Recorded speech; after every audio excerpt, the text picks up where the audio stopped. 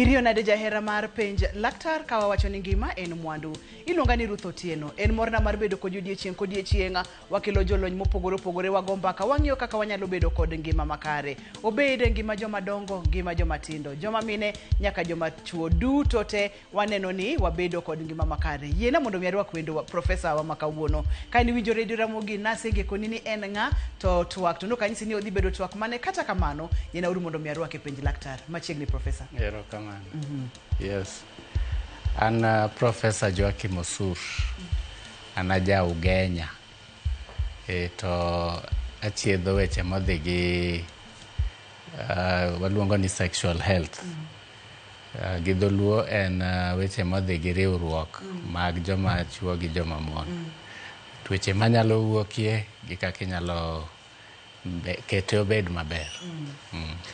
Profesa, wasebedo kwa gombaka kotende kod weche mag bedo achiel, weche mag timo hera, weche mag rito pacho e yore mopogore opogore. To diere moro ng'ato nopenja ni ere kaka madonjo kod twak mar ngima en mwandu? Ka ng'ato nigi tuo mamiyo ok onyal riwore gi jaode kata gi chiege, to kelo shida. En tuo mar del to kelo weche mang'eny e ot be. Koro en gima important kabisa mondo ng'ato bed gi ngima makare e yor mar nenruok no. Mwaluongo ni gynecological problems, kata urological problems, kata sexual health problems. Ma seche ma intiere kod chandruok e achiel kuom yore gi to kata pachi ok dhi bedo gi kwe, seche ma isebedo kod dangni mag paro, midhierni mamoko donjo, mulna kanyo matina neno kigo kata tich nyalo lal, koro idhi e tich to ok inyal concentrate nikech kama iwuok e ot onge kwe. En gima affect yore te. Kata ka in e school to nitie shida go, somo tami. Koro nyaka ibed gi kwe e ot mondo i succeed e yore moko be. Kaundi her mondo mi wago mbaka e yo mane kata topic in madwa ni miwa? Topic ma wadwa wuoye kawuono en gima waluongo ni desire. Gi dholuo iluonge ni gombo. Gombo mar timo hera. Gombo ni seche moko lalga. Ema dwa ni wawuoye kawuono. To kolal to kelo weche mang'eny e ot. Yes. Okelo weche mang'eny. Wachaka chagi kanyo weche kaka mage prof.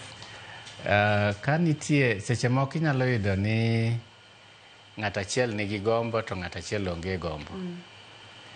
To kanyo ema dhaw wuokie. Ng'enyne ng'ama nigi gombo chako wacho ni inyalo bedo ni in gi ng'ati moro oko. Nikech ji mang'eny ok ong'eyo ni tuoche nitie mamiyo ng'ato ok bed gi gombo. Koro seche ma gombo lal, gin giparo mana ni ng'atni en gi ng'ate moro oko, kata ng'atni ok oherogi kaka noherogi chon. Koro kanyo dhaw wuokie. Kendo chon aparo kuom joluo, ng'ama mama ne nyalo ga dok korgi to wacho ni an adak gi dhako adwa. Nikech ok one ka ng'atni timone kaka odwaro. Sama gombo lal. To waseneno be chuo mang'eny ka gore gi mon. Nikech ng'ama dhako gombo ne olal. Koro giparo ni mama ni nigi shida kodgi, ok oherogi. Kanyo ema wantie kata gi gima waluongo ni marital rape. Rape mar ng'ama dhako e ot. Nikech ok odwa tichunego. Koro ka gombo onge, nyaka wapenj ni tang'o motimore. Nikech ok en normal. Nitie tuoche mang'eny manyalo bedo ni ng'ato nigo mamiyo olalo gombo. Yes. Mori nyalo mulonwa moko kata mana matin kuom tuoche ma ng'ato nyalo bedo godo mamiyo wito gombo, prof? Health wawacho ga ni nitie ka ng'ato lalo gombo, nitie kuonde adek monego rangi. Nyalo bedo ni dende nigi tuo, nyalo bedo ni relationship kode gi osiepne be nigi shida. Or nyalo bedo ni nitie gima waluongo ni social pressures. Ka wachako gi del mabedo gi tuo, nitie tuoche mang'eny manyalo miyo ng'ato lal gombo. Ka hormones ni ok ni kare. Joma chuo nigi hormone miluongo ni testosterone. Koro seche moko ka testosterone odhi piny, tiyudo ni gombo lal. Kendo duong' ne be ok nyal bedo kaka dwarore seche motimo hera. Nitie hormone moro be ni prolactin be kobedo ni malo to gombo lal. Koro nitie tuoche kaka high pressure, diabetes, maka ok obedo controlled, be nyalo miyo ng'ato bedo gi shida maka miyo kata gombo lal. Wamama be nigi hormones gi. Koro nitie hormones maka odhi malo to gombo lal. Moko nitie maka odhi piny to gombo lal. Koro nitie tuoche mag hormones go. Nitie tuoche mag diabetes, nitie tuoche mag high pressure manyalo miyo ng'ato lal gombo. Kidhi e weche mag relationship, nitie joma ng'eny ma ok odak maber. To ka ok udak maber, udhaw seche te. Onge kaka inyalo bedo gi gombo, nikech igombo mana ng'ama ihero. Koro ka hero rumo, ugore seche te, udhawe ot, gombo lal. Kendo seche moko ka usebet kudhaw ahinya, gombo lal, kendo koro mano be bedo shida, kendo umedo dhaw. Koro bedo gima waluongo ni vicious cycle. Gombo lal, ugore. Ugoru, gombo lal. Koro kanyo be nyaka rang ni to ere kaka ji nyalo bedo gi kwe, ji nyalo bedo osiepe, mondo kik gibed ni gombo gi lal. Nikech ok inyal gombo ng'ama ok ihero. Mar adek en ma wawacho ni social pressures ka. Gi dholuo en kadak tek. Not dak mar relationship, but ka piny kata ngima tek. Ngima tek. Seche moko pesa olal. Wi chandore, nyithindi riembe skul. Or ng'ato tuo, relative tuo idwa ni konye. Or boss chandi e tich. Or weche mang'eny matinde ji nigogi. Siasa koro biro, yombi e siasa. Gombo lal. So mago te nyalo bedo ni miyo ng'ato ok bed gi gombo. Matiende ni ka ng'ato nigi shida mar lal mar gombo, ka gibiro e osiptal warango gik mang'eny mondo wayud ni to ang'o makele. Nitie gik moko ka kong'o be, ndawa, gi yien moko, drugs ma ji tiyogo gi. Kitiyo atiya gi kong'o maber, nitie joma tiyo gi kong'o maber. Omadhe maber. Kong'o nego ga nerves. Onyalo nego nerves makoro yor ka timo hera no lal chuth. Nitie drugs moko be, kata mana cigarette ka ng'ato tiyogo for a long time, kelo shida go. So nitie lifestyle problems. Gima waluongo ni obesity ni be. Ratil mamalo mar del. Ratil mamalo mar del. Ma edho medical be waluongo ni BMI ma ok ni kare. Matiende ni chwe ma ok obed maber kodi. So mano be wayudo ni ka ng'ato chwe ahinya, nitie kaka chwe no affect hormones e del. Kose affect hormones, to onge kaka koro hormones ti kaka dwarore, gombo lal. Koro nitie gik mang'eny mamiyo ng'ato lalo gombo. To imagi duto te prof, okipimno mane ni imagi duto te mane ma ji mang'eny kelo niga report ni makelo chandruok mar wito gombo? Mokwongo, shida mamon nigo ahinya, joma mon. Wacha gi joma mon? Yes. The commonest problem magin go kodhi e yore mag sex gi en lalo gombo. To ng'enyne gilalo gombo nikech ok gimor gi ng'ama dichuo, kaka gibedo treated. Relationship problems. Ing'e ni ng'ama mama bedo gi gombo not because dende dwaro. It is because emotionally en gi attachment gi ng'ato. Koro sama onge attachment no, either o feel ni ok ohere kaka onego here, obedo mistreated, or ok obed cared for, or ok miye time kaka ng'ama mama, or ok winje kowuoyo, obedo ignored. That emotional attachment dhi. To sama onge emotional attachment no, gombo be koro lal. Koro ka giwuoyo, kata ka ng'ato approach to oneno ka onge feelings. Mano is the commonest cause mar lalo gombo kuom joma wa mama. But kuom joma chuo, ng'enyne en ka en gi problem mag medical gi. Hormone ma wawachogo, ng'enyne malalo gombo gi. Yeah. Ma iwacho ni kuom joma mine to en kaka odak e ot ka, kaka iwuoyo kode kaka jaode, kaka itrite, kaka irite, bro miyo owit gombo kata obed gi gombo. Kuom joma chuo en yore mag tuoche mopogore opogore kaka tuo mar pressure, diabetes, ratil mamalo mar del kod weche makamago. To e kind joma mine gi joma chuo, professor, joma ge mathoro ga go report ne giwito gombo, gin joma mine koso joma chuo? Ng'enyne gima timore ng'enyne chwe mabiro not ni gin man gin gi shida. Gibiro nikech giwacho ni tinde ok ane ka yorewa mag kitanda dhi maber, mino to ok dwa, koro akia nang'o matimore. Ng'eny joma nigi problem mar gombo en joma mon, but mostly ok gihero biro dwaro konyruok. Koro iyudo ni jaot ema biro nikech sama osetameno, sama odhire kucha obo wuoro nang'o marach, koro giparo ni gin ema gin gi shida. Koro gin ema gibiro mondo one ni to atimo ang'o marach. Ang'o marach koda momiyo jaoda ok dwara, tiega ok dwara. So but ka wawuoyo kodgi to wayudo ni most of the time e wach mar gombo ni mama ema onge gi gombo. So waduongo gi te, then waneno ni ang'o mokelo mano. Wantiere ga kod kidienje mopogore opogore mag koso riyo kata wito gombo. Ayudo ka samoro en gima osedhi aming'a ma koro wanyalo wacho kata ni en permanent. Wanyalo wacho ni samoro en mana gimoro matine motriga e kata gimoro nyalo losore alosa ma odoge wang'e, koso nitiere kaka uketo gi, Prof? Nitie kaka ng'ama mama, ing'e ni odiechieng' kodiechieng' opogore e ngima mar ng'ama mama. Ng'eny mon manie riya iluongo ni riya ma pod neno periods. Each day and different. Gin gi sako. So e sako gin ni nitie ndalo ma gin gi gombo kabisa, magi ovulate, to nitie ndalo ma gombo onge kabisa, especially bang period kama. So ka ena mar sako no, wang'e ni mano to normal. Onge wari. Nikech kawuono ok en kare, the next day, 2-3 days ok en kare, ae gombo duogo, kendo gina kare.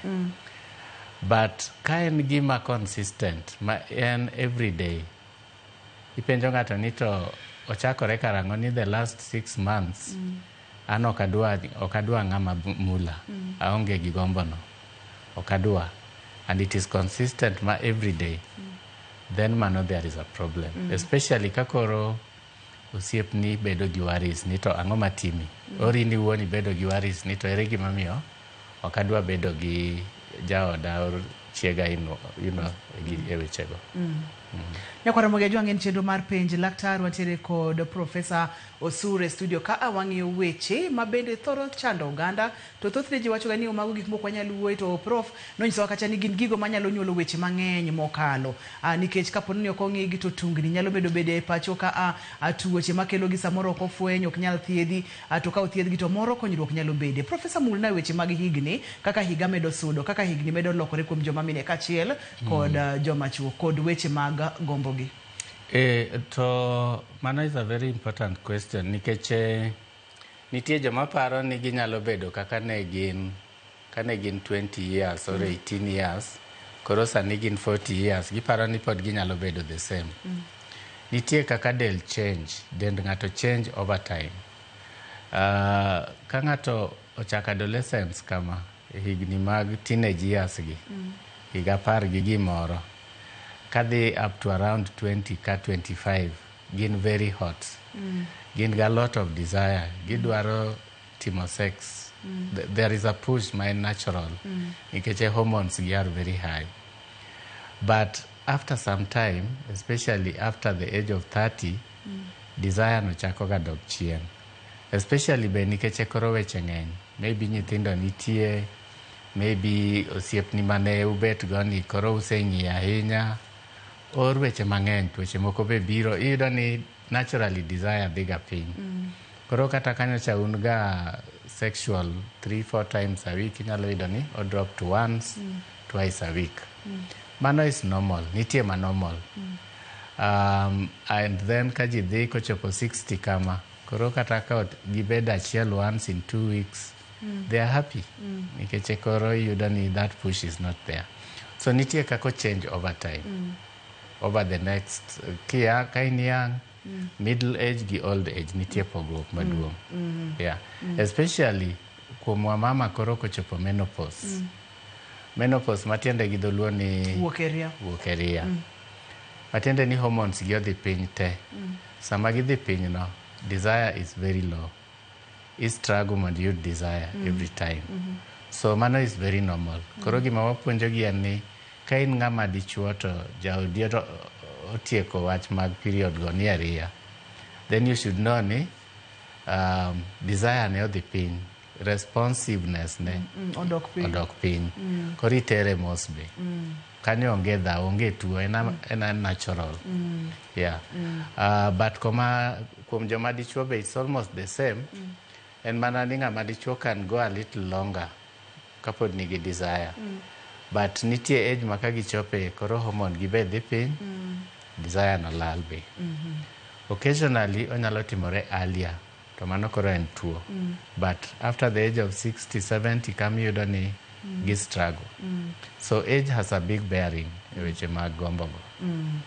Ma kapono ni higni medo sudo, to onge tuo moro mane nitiere, to unena nena kaka uyudo jalony kata uyudo laktar kata uyudo professor to konyo uni mama ni to koro osewuok e ria.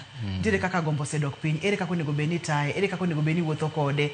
To thothne joma chuo professor sechego ema koro giyudo ga ni sama ng'ama miyo osewuok e ria koko paro mondo mi samoro omeda dako machielo mabende chak nokel tungni mamoko e udi. Wamake maka kanyo waduogo bang' thuolo machuok mokalo. Ka waduogo to kanye mwachako go seche mwaka uyuyo ni to in bende inyalo oro ote machuok. Namba mar SMS en 236 000 mondo mi ipenj laktar. Kikidhi mabor kata matin, kikisudi.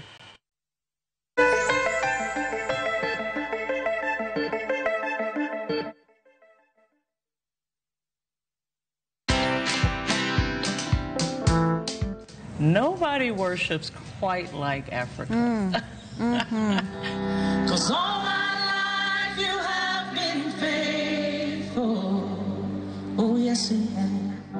I'm a real person. I go through real trials and tribulations like anybody else. I just happen to have a microphone in my hand, you know, at certain times. I've been married now for 41 years, only by the grace of God, because me and my husband submit to the word of God, you know. But have we had challenges? Yes, we've had challenges. Watch this exclusive CeCe Winans interview only on Citizen Digital. Download the Citizen Digital app or visit www.citizen.digital and find the Citizen Originals portal. Kenya's #1 app, Citizen Digital.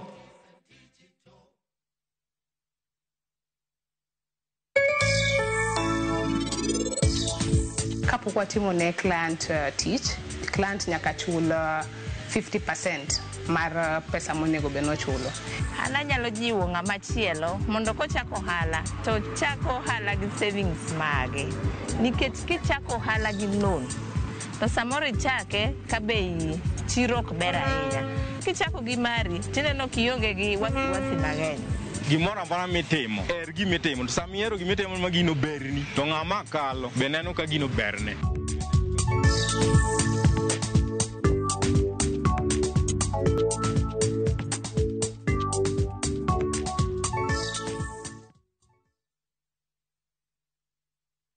Say you know nikelo nyako chia cholokore nende lunga ni sandi nango nyako chia mimi giere kendo jalo sigo kacha ndigi mon nyako chia utemo kadno.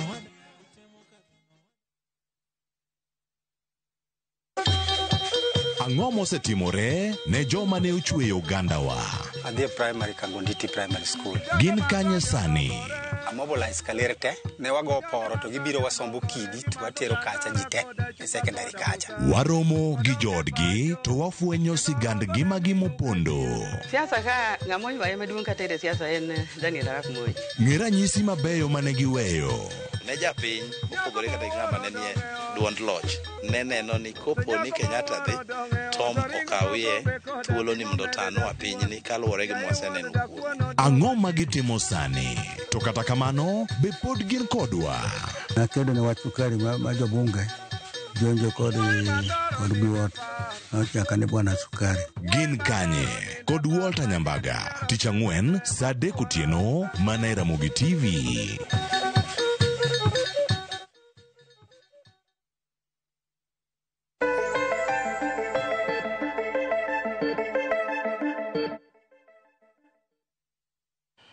Machiegni kendo penj laktar kokalo Ramogi TV wawacho ni ngima en mwandu. Nasayao line mar SMS, line mar simu bende wayao. Halo penj laktar? Halo? Halo, Nadimo. Machiegni penj laktar? An John kowuok Nyalo Biro Miwani. Machiegni John. Atemo penjo ni to gombo ma kong'o kelo. Gombo ma kong'o kelo be nyalo bedo retained. Nitie yath manyalo retain gombo ma kong'o kelo. Ma kong'o wito koso kelo? Ma kong'o wito. Okay. Yes. Prof. Gombo ma kong'o kelo, gombo ma kong'o wito. Yande nitiere gatia maber kati madho kong'a sasa, kaka ni pimonwa chakoro iwite nikech kong'o, penjo ka be nitiere kaka inyalo duoke. Nitie recovery manyalo bedo overtime ka ng'ato oweyo kong'o. Aparo ni ng'eny ji remember weche mane timore Kiambu ndalo moro. Ma mon nowuok e street. Moting'o mabango. Ka giwacho ni chuo gi mero onge gima timore. Mano is a very common thing. But ka ng'ato oweyo kong'o overtime nikech del recover. Dendi nyalo recover depending on extent mosedhi. Dendi nyalo recover kendo nyalo duogo kare. Problem mantie en ni ng'eny ji are impatient. Ji dwaro gik maraka. Weche mag tuoche madhi gi konogo itero mos. So it can take another 1 year for you to bedo kare. But kibedo treated nitie kaka one manage that period. Ma podin gi shida go mondo weche kik kethre e ot. Nitie yien ma inyalo mi mondo konyi. Ne wacho kacha ni wantiere kod ote mang'eny mokale SMS, to kata kamano pod wabro dok kocha ni kapono ni ng'ama miyo wuok e ria, to koro gombo dok piny, ng'ama dichuo pod nitiere kod gombo mang'eny. Ere gima onego beni otimo ne ng'ama miyo ni, kata gima ng'ama miyo ni onego beni timo mondo mi orit kenyne. Thothne inyalo yudo ok ni te ni sechego korka ng'ama dichuo dwani okendi kod weche makamago mabende chak nyalo kelo tungni mamoko e ot. Wabo mulo mano yena mondo miaka upenja ria dek. Atende kod penjo moro ka aprof wacho kacha ni an jahigni 60 ne atimo TL at 25 higni 25 moko ga kausim Pauline. Pauline, hello, penj laktar. Pauline, hello. Hello. Machiegni Pauline. Yes. Hello. Penj laktar wawinji. Apenjo niya. Age difference nyalo kelo problems ma daktari wacho e TV kaidi. Age difference mane kind dhako gi dichuo. Difference maromo nade? Age difference manyalo romo nade Pauline? Wawach gimoro kaka 10 years. Ero kama na enya. Prof. Ero kama. Age difference no is a very difficult thing nikech to konyiso ani ng'ama duong' ni ng'a. Nitie cases ma mostly dichuo ema duong' ni ng'ama dhako. Nitie chuo ma are in their 40s or 50s to kendo ja 20s. Awa wacho ni desire ng'eny ka ng'ato tin. Kori kendo ng'ama is 25 man gi very high desire to in 50 years desire ni osedhi piny. Donge shida dhi wuok? Shida dhi wuok nikech maybe ok idhi satisfy this lady. And the other way round, ka mama maja 50 years obedo married to ja 25, 30, most likely this young man cannot be fulfilled. Okobi yudo gimodwaro te. Koro mano can bring problems. Nikech ng'ato nyalo paro ni okidware oro okidwa timo gini nikech in gi weche ni. But naturally, dendi osechope. Nitie level maka dendi ochope onge, there is nothing you can do. But age difference is less than 10 years most of the time onge problem. Especially ka ng'ama dichuo is the older one. Remember ni gimi wachocha.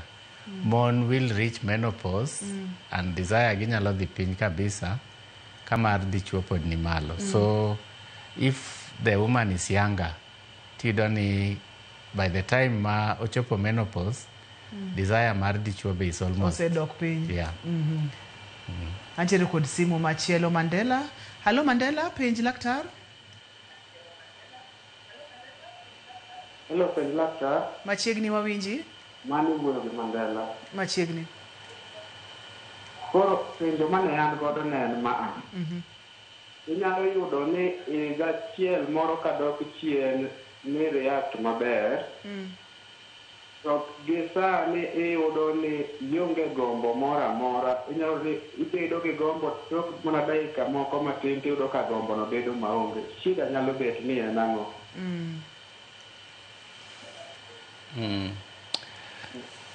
Ng'enyne gima describe no timore ka ng'ato nigi shida gi jaode.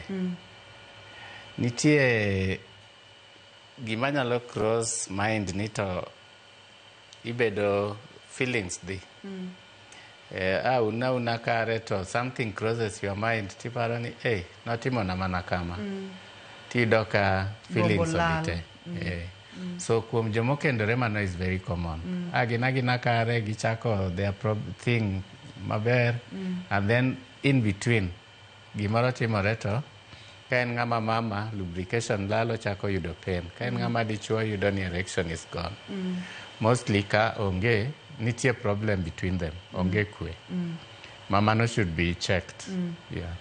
Prof Mori nyalo mulonwa ni seche ma samoro ji odak e ot ka onge weche mag tuoche medical mane wawacho ka. Bende nitiere yo ma ng'ama miyo nyalo miyo godo jaode bedo kod gombo ka gina e ot ka kata ng'ama dichuo nyalo miyo bedo kod gombo mondo mi kik owit gombo no seche ma gionge kod chandruok moro amora madwaro yath madwaro dhi e osiptal kod weche ma kamago.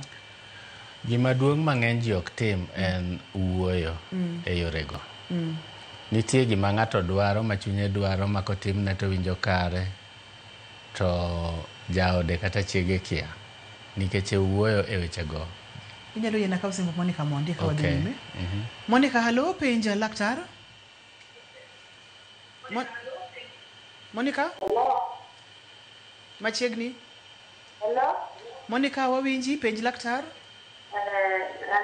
Monica ko pondo.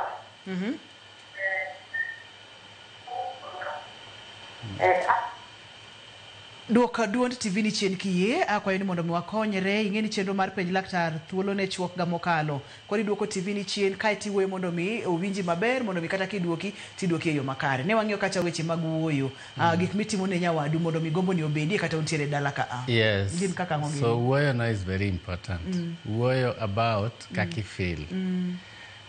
Gima chandi or gimi feel ni berni. To wuoyo no ochakore chon before kata ka ji pok ochopo e wechego. Ka un of one accord uwinjoru. You are connected, you are talking to each other. Ing'e gima wadu paro. Weche bedo mabeyo. But gima wayudo en ni ng'eny ji ok wuo, especially weche mo concern weche mag timo herago. Koro nitie story moro ni ng'ato Luia ni asechopo ayudi ka in ready. To biro to o jump on you. You are not even psychologically ready for prepared. such. Akawie simbu Collins Dilalna. Collins, hello, penj laktar. Okay, hello. Machiegni Collins. Nangi penjo. Dhi nyime. Yudo ka in gi gombo. Kaka ng'adichuo. Gombo tino kabisa lakini gino kunya chino nguvu. Bado gombo tino. Mana nyani no. An gi gombo to? Intiere gi gombo to? In gi gombo kabisa kaka ng'adichuo. But gino to nguvu. Onge nguvu kabisa. But gombo tino gi gombo. Okay. No, mano is a different problem. And erection problem. Waluongo ni erectile dysfunction. Akiani wasebedoga gi topic no ka. Wasemule matin. Bas, koro mano to is a different problem. Waluongo ni erection failure. E dho kisungu. Ma be nigi causes ge mang'eny to nitie kaka ichiedhe. Koro mano to gombo is not a problem. Ing'eni weche gi ng'eny. Nitie shida mag gombo, nitie shida mag erection, nitie shida gi ng'eny. So man is a different problem. Maybe we can talk it again another time. Ni mulono kacha ni pimono asigana matini ngato biro kaliyo atomit kae to? To onge kata poka wuoyo the whole day or how thou or ing'eni ji ka dhao seche moko ok giwuo with each other. To eno chopo to en mana, you know, we call it cuckoo style. Ing'e kaka gweno riembo ng'ato to sedum kuom. Now, human beings are not like that. Ngama dhano pogore. Nyaka ubed gi that understanding, nyaka ubed gi hera. Then gombo no biro, then you better prepared psychologically, then you can enjoy yourself. And if you enjoy yourself, gombo medore. Next time, idwaro kendo, kamano. But that lack of preparation, or okun together, okuwinjru dha to ng'ato dwano tim gigo, does not go well. In fact, in health, wawacho ni mano is unhealthy sexuality. Oh, wanted to be healthy and unhealthy. Hello, Faith, penja laktar. Hello. Machiegni? I'm okay. I don't know that family planning. Oh. Yeah. Family planning. Family planning. So, madwaro very good explanation nikech okwadwa mislead ji. Kamano. Family planning methods ng'eny. To family planning moko nigi side effects ma opogore gi moko. Kaka weche mag gombo gi, inyalo yudo ni nitie joma komi injection mar dweche 3 cha. To gombo gi lal. Not everyone. Moko. Kolalo gombo ni the best thing and the money change. Itig another one. Nitie joma katiyo gi implant mikete bat. To iyudo ni gombo gi nyalo lal.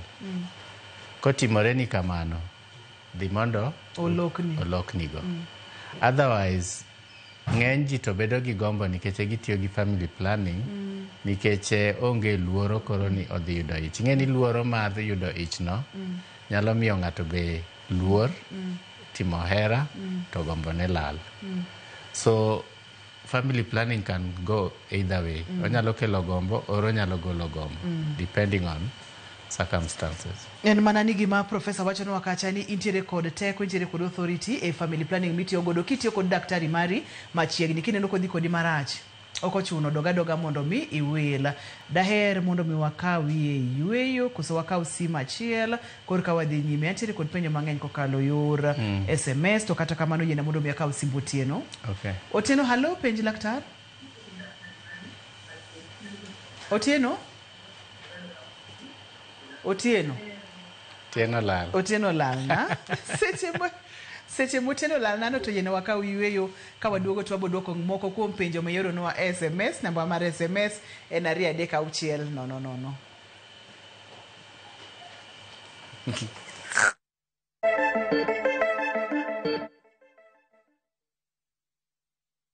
Iseyudo ni kelo nyako chia cholokore nyeje lunga ni sandi nango nyako chia mimi yere kende jelo sigo kacha ndigi mo nyako chia utemo kadano.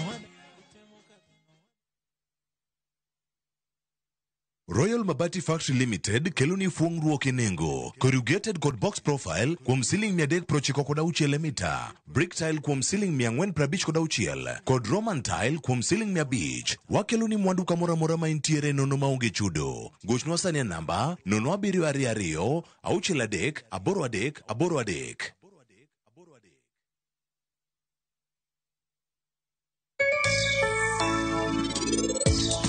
Rajiv koro romo. Kikitang ne pari ni dewe ahinya. Bang'e obro tiyo kodi marach. En ok en ngimani. Nitie ngimani.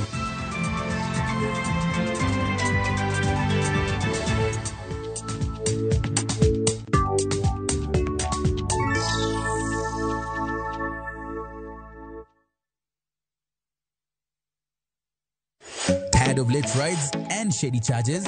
Itisha Wigo. Now Wigo, you get more than just a ride. Unapata on-time pickups, gari safi na fresh every time. Ride V-Smart, ride V-Safe, now Wigo. Download the app now, ama SMS Wigo to 20425. Wigo, your trusted ride.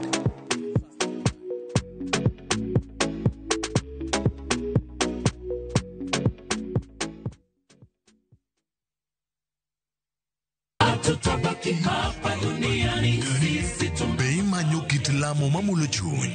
kae kama wach bedo e mangima kendo thumbe duogo chuny.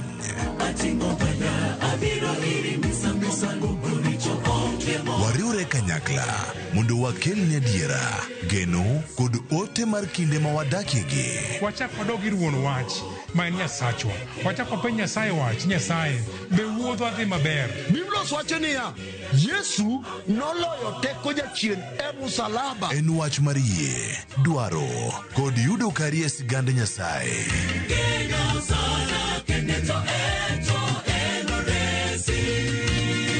Injili ngima, sabato ka sabato, sari okinyi, kik bai.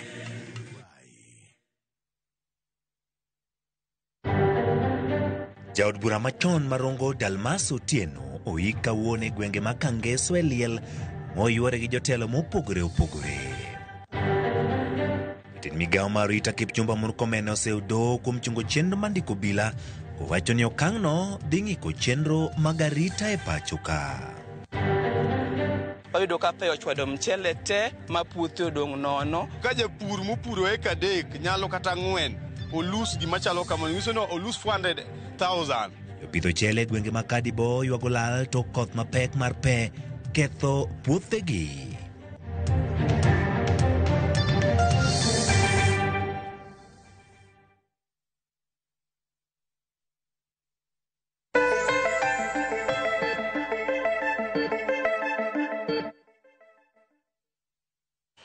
Machiegni kendo penj laktar kokalo Ramogi TV ngima en mwandu. Ka awago mbekni duto te manyalo kelo ni rochruok kata chandruok e ngimani mondo mibed kod ngima makare. SMS en 336 Profesa ntiere kod penjo. Inyalo yena som SMS? Penj na laktar ni kaneno video mag timo hera kata pono, naneno video gi chon. Be nyalo miyo alal gombo nikech an ka aneno video gi kata sinema gi to agombo bedo gi jaoda, to ka wariwore kode to onge gima winjo, to ka neno sinema gi to awinjo ka odwaro koneno gigi to seche mosedhi ir miyo ni to owinjo njaka kendo koro ok donjne maber. Weche mag pornography gidhuluo waluongo gi nang'o, neno joma timo hera e simu kata e video e computer en very common. To mokwongo wanyalo penjo ni to ang'o momiyo odhi neno gigo to en gi dhako. There could be a problem. Matiende ni neno video no may not be the problem. There may be a problem between en gi jaode. Maybe ok gidhi maber, koro bedo pushed into other things. Mano is a possibility. Nikech wang'e ni tinde ji mang'eny maneno gigo. Giwuondore sama ji sedhi ka gin private places, they watch them. Ng'eny gi onge gi shida. But yudo ni nitie joma nigi shida, then they watch. Then giparo ni watching no ema kelo nigi shida. Of course, ing'e ni video go or pornography and acting ok en real life. Ok en adiera. Ok ang'e ni be ji ong'eyo ga. Ni ena kaka sinema ma ng'ato dhi ma be nyisa ni kanyo timo marach nuo to nuoyo. So kichako compare yourself gi jogo inyalo feel inadequate. Nikech onge human being manyalo timo gik ma jogo timo. They are acting. And edited so that kuonde ma odhi ne gima ber igolo. Mondo mi that idea ni gima gitimo no is the best way to do it. Ng'ato ka ng'ato nigi kaka nochweye. Nitie gik mamiye mor, nitie gik ma ok nyal timore kuome, onyalo timo, ok onyal timo. So gik mwanene video go pornography go ok onego bed ni influence kaka wa act. They are acting in themselves. The best thing and you can avoid them if you have problems. Yeah. Tema mondo we mondo mipima neni to ngima ni dhi bedo nade. Prof antere kod penjo machielo, wacho kacha ni case ne en somehow strange, wacho ni case ne odwa pogore matin. Wacho ni gombo nitiere to jaode ok nyal penetrate. Wacho kacha ni he struggles until he loses makoro teko lalne kata wacho kacha ni bang'e no to koro chunye ae. Owacho kacha ni entiere kod miyo machielo owachonwa ni miyo machielo no to owacho kacha ni he has no problem with her. What could be the problem? To kang'eyo ni ong'e nade ni problem onge kocha. Okay. Problem mar penetration ng'enyne timore e tuo mwaluongo ni vaginismus. Vaginismus en tuo ma ka ng'ama mama dwa bedo gi penetrated, dwa bedo gi penetrative sex, to muscles mag pelvis contract to loro that area. So penetration bedo impossible. En aena tuo ma is different, ma be ichiedho. So ng'ama nigi such a problem onego ne daktari ochiedhe. Nikech vaginismus okelo pain be. Nyalo yudo ni penetration is impossible to mama no be nigi pain kabisa. Yeah. To case ni en the other way. En ng'ama dichwe mantiere kod chandruok mar penetration to mama ni wacho kacha ni entiere gi another woman ma onge godo gi problem no. Owacho ni ng'ama dichuo ni ema wacho ni nitie mama ma penetration is a problem. We are so kendo. Daktari case na is somehow strange. Owacho ni gombo nitiere but my husband is not able to penetrate. Kato husband emo knyal penetrate. Kato wacho kacha ni he struggles ma o lose stiffness then he gives up. Kakondike. Kato wacho kacha ni he has another wife but he has no problem with her. What could be the issue? Okay. So bedo gi two lovers kuom ng'ama dichuo is very difficult. Pogo hera marom is very difficult for a man. Ng'eny gi kani tie more than one person. Obiro bedo easy gi one to the others obiro bedo go gi shida. Mano is very common for a man. Tek yudo ng'ama dichuo ma ena perfect with all women ma en go. Emomiyo seche moko if you cannot afford to have one. Again, in culture one, there are people who have 2 or 3 or more. Maybe again special. But Ngenji cannot manage. So why don't you just have one? Bedgachiel nino. Then you will manage. Prof penjo moro wachoka ni antiere gi gombo to koro sama wani achiel to poko winjo gaber kata matin mar timo hera. Ang'o makelo mano? Ang'o manyalo bedo ni tima? Mano ng'ama mama? Oko wacho na? Okay. Yeah, nitie especially wa mama ma they say ni they feel nothing. They feel nothing.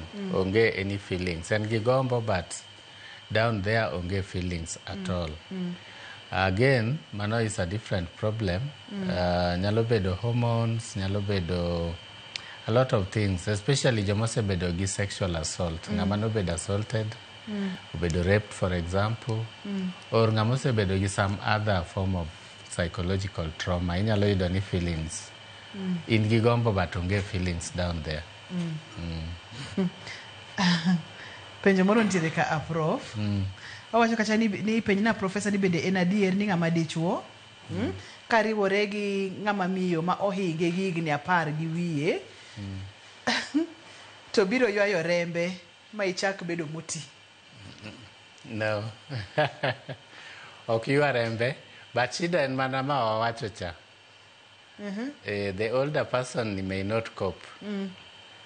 Oro nyalo nyiso this younger person no slow down and then nyalo yudo ni koro they are trying to get a middle point kama gitegi enjoy but there is always a problem ka age difference duong'. Mar bedo achiel kata mar timo hera gik mang'eny nyalo kele amadho kong'wa sasa ratil mamalo mar del yuandawa tuoche mopogore kaka diabetes kachiel kod pressure kopogore kod mano samoro weche mag stress mag dak mapile pile weche mag pesa weche mag tich kod gik makamago magiduto te nyalo kelo chandruok. Professor kaporo nini oseyo ni chandruok akanye bende asewinjo kimulo ni nitiere thieth wamule moko kuom thieth manitiere kapod wadhi nyime kod kawo ote kachiel kod simu. Yeah, ng'eny gi gichiedho. To chieth kwa wawacho ga ni nitie 3 forms of treatment. Nyalo bedo ni nitie special tablet or injection ma ng'ato dwaro no miye or therapy. Therapy gi dholuo en ang'o? Hocho, counseling ma intensive. Or onyalo bedo change in lifestyle. So those 3 areas. Koro ka waseyudo ni ang'o momiyo ng'ato nigi shida ni. Assume ni en hormone problem ma wawacho ka. Hormone problems go are treatable. We treat them. So ka en dhaw ema ji dhaw ka, then we do the counseling mondo wa correct relationship problem mantie. Couple therapy, couple counseling. Ang'e ni seche moko kotimore to ji dhi ir pastor to loso, still fine. But nitie counselors ma be are just trained to manage relationship problems. So luongo gi ni couple therapists. Or shida mang'eny mosebedo, maybe ng'ato was bereaved ang'o, they need to be counseled and therapy and all that. Psychological treatment, mano nitie. But mar adek is change in lifestyle. Change in lifestyle is very important. Nitie gima ka wacho ka. Just lacking sleep, ng'ato ok nind moromo, can kill sex desire. Lack of sleep. And lack of sleep means ni an adult nindo for less than 6 hours. Nitie joma nindo 3 hours, 2 hours. The body wears down. Okinyal bedo gi desire. So change in lifestyle would mean, for example, ni ng'ato nindo moromo. Irango what kind of food you are eating. Nitie joma chama junk. Or ng'ato chama ring'o mang'eny. You need to know what you are eating. Then exercise. Nitie joma don't exercise. Ochiew okinyi, oidho mtoka or pikipiki, obet piny the whole day, ochiemo, odok onindo. The body will grow too big. Yeah. Seche moko kata the body is not big but okin fit. Lack of fitness no in itself is a problem. Manyalo miyo desire dhi. So change in lifestyle, relationship management, treatment mag diseases manedel. Those are the levels of treatment mag desire. Manyiso ni duoko nitiere thieth nitiere to ino wuon odhi chako kodi ere kaka idak ere kaka ichiemo to kapo nono ni nitiere kod tuoche kaka pressure kata diabetes kata tuo ratil mamalo mar del obesity ere kaka inyalo chako ino wuon mondo mi ikel lokruok e kit ngimani. Anyalo ka ote ariyo prof. Okay. Penjo machielo wacho kacha ni ang'o momiyo thothne joma mine mosechopo higni 48 50 gi wiye thothne ohero bedo kod kijende kata rawere matindo. Okay, mano is a very general statement. Akiani en true. Ang'e ni tinde waneno mon ma ok married ng'eny gi dwaro someone to relate with sexually and all. But ok ni ng'eny gi. It's not many women atimo kamano. But aparo ka ng'ato sebedo gi en gi stable income, odak mokwe to onge gi partner. Seche moko ng'ato dwaro company. To oluoro be ni ok odwa company ma kendo dhi miye shida. Koro iyudo ni ng'eny ji wacho ni I just want to have someone on the side manyalo wuoyo go when I need to talk. Or anyalo timo go these things. Mano is becoming very common nikech women are getting empowered. So ng'ato somo, oloso pesa ne, odak maber, but onge gi either in widowed or ok no kende. To kodwa gik madhi entango leo gi dhao mang'eny sechete. So they tend to have someone on the side. It's an emerging lifestyle. En gima waneno katimore. But it's not many women. I think a lot of women body are just doing what everyone is doing, which is living in a marital relationship. Wacho ni doing what everyone is doing. Professor Giminyiso waka anigi giduto te nitiere kod thieth gi. En wana nigi manya kitim nyaki kuongi ifueny kati wuoth gi laktari ng'en en chandruok en kanye mondo mi iyud thieth. Daktari wach mogik minyalo wewa godo enam. Yeah, weche madhi gi timo hera gi gin tuoche. They are treatable. Ng'eny ji ka nigi shida awinjo ni nitie mkombero akia ang'o ji dhi ajuoga kure ujipawa dhi osiptal. Nitie joma are trained mondo handle wechego. Kikiringi dhi nyiew blue pill ma ji ohero ni without knowing ni chiedh ang'o. Idhi osiptal irangi Wange nang'o matimi, then imiyi the right treatment. That is what I would say. To iwacho kendo giminuoyo ni thieth to nitiere. Thieth is there. Pono ng'ato dwa tudore kodi prof, inyalo yudi kanye, kinyalo chiwo namba mar simu, bende wanyalo duoko erokamano mathoth. Yeah, clinic ni Nairobi ka, 40 Suits, But Kenyatta Hospital. But nyaka ng'ato book appointment. Ka gidwa book ng'ato nyalo go simu 0746 028 088. Gidholuo 074 6